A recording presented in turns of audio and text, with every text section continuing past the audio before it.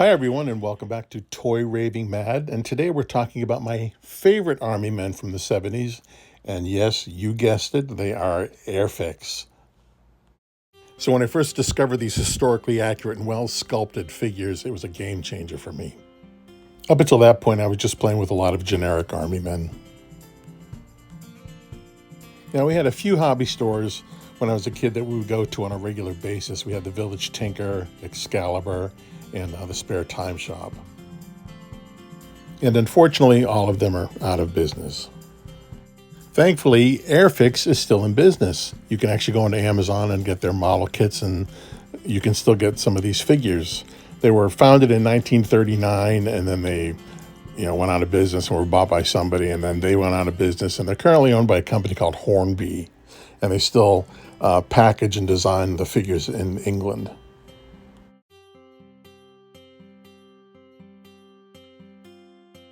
Now, the pictures you've been seeing are some current Airfix figure sets and model sets. You can get them at like Hobby Lobby, Walmart carries them probably online, Amazon, I think Target too, places like that. So first up is the German infantry, and what I'm going to do with each box is I'll put them on the turntable so you can take a look at them, and then I'll put one of each figure on the turntable, let them spin so you can get a look at each one of those as well.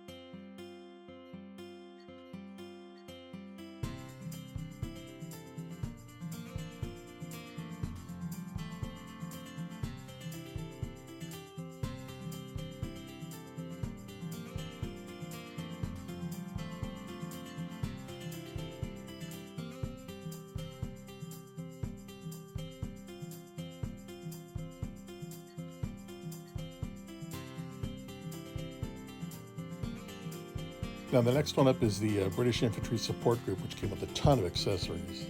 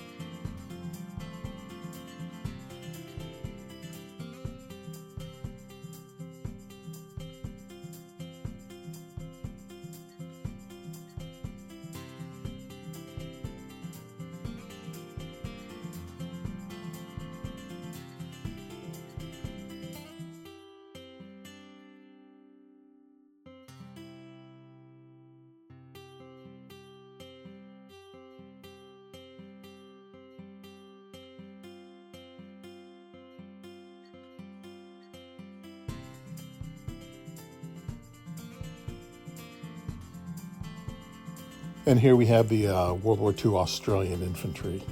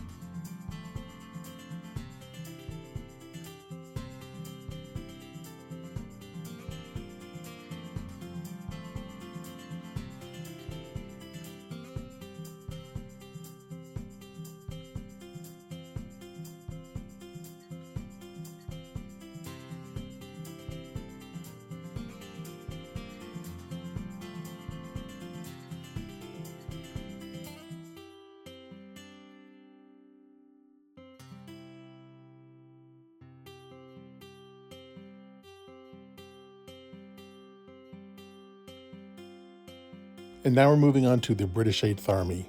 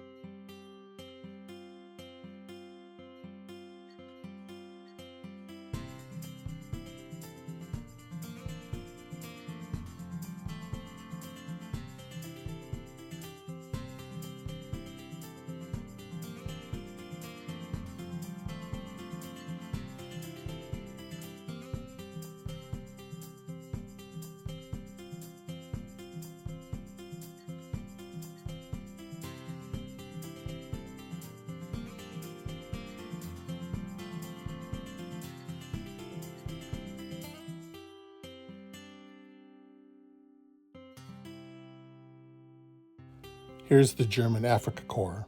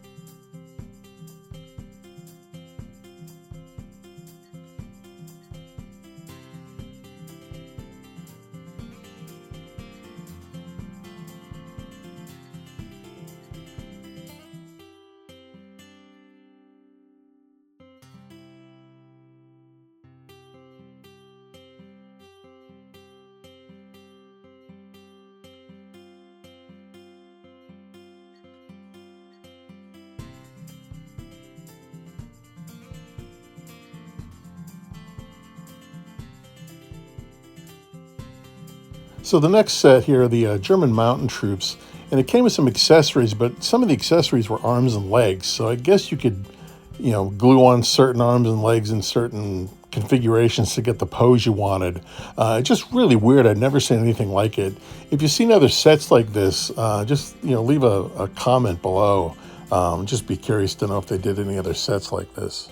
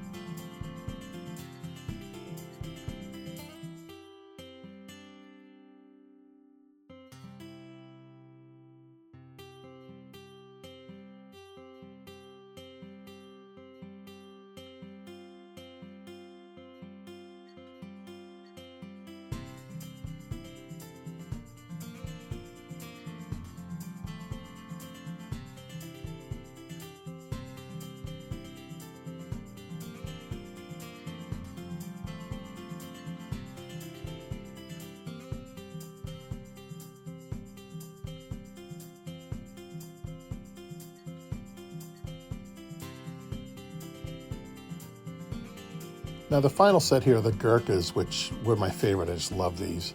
And I kind of got a little Gurkha obsessed after I bought these, and you'll see coming up.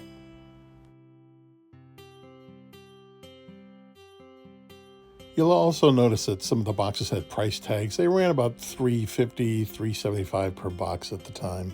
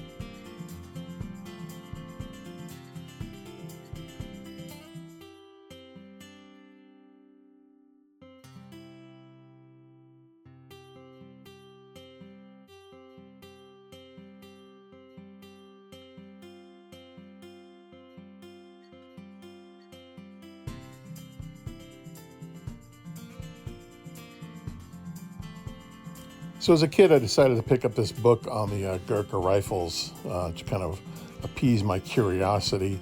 It's from the Men at Arms series, which were a great set of books back then. They had some really nice color plates inside. Here's a couple of shots, as well as, a lot of good information. But they weren't really big. They were pretty thin books, not any kind of heavy reading at all. And the one thing I really got obsessed with regarding the Gurkhas was their knife, the Kukri or the Kukri. This one you see here, the first one I got from P&S Sales in Oklahoma back when I was in high school. The second one I picked up at a flea market many years ago. These next three were new made ones that came out of India, which are pretty good. And then you'll see the last two are actual antiques.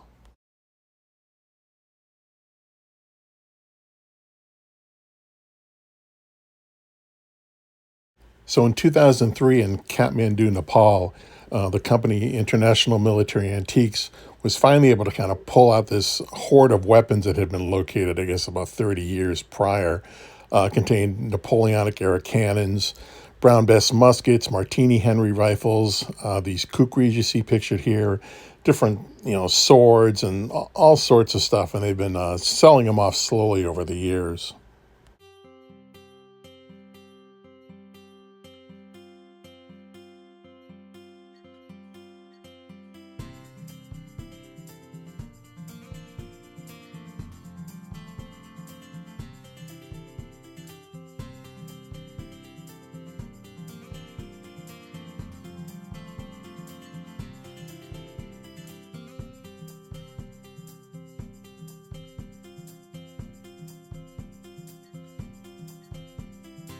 And this last knife is just new made. You can see it needs a little cleanup. It's got some rust on the blade.